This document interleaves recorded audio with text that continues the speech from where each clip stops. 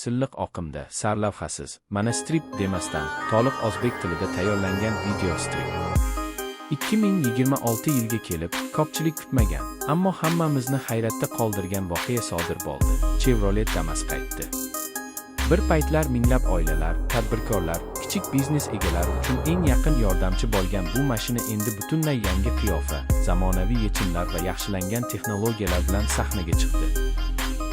Yillar davomida unga bo'lgan talab hech qachon yo'qolmagandi. Aynan shuning uchun 2026 Damas'ning qaytishi faqat nostalgiya emas, balki bozor ehtiyojiga aniq javob bo'ldi.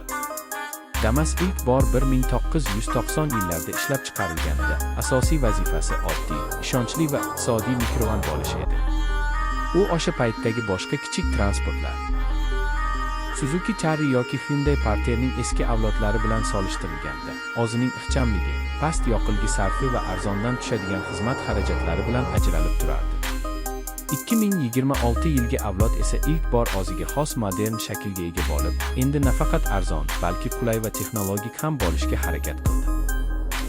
Tashqi ko'rinish avvalgidek kvadratga yaqin shaklga sodiq qolgan bo'lsa-da, endi biroz yumaloq chiziqlar, kengaytirilgan old faralar, LED kunduzgi linzalar, balandroq bamper va yaxshilangan shamol o'tkazuvchanligi uni zamonaviy ko'rsatadi.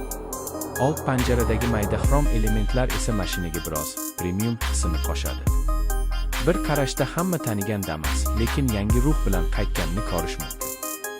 Salon ichida eng katta o'zgarish ro'y bergan.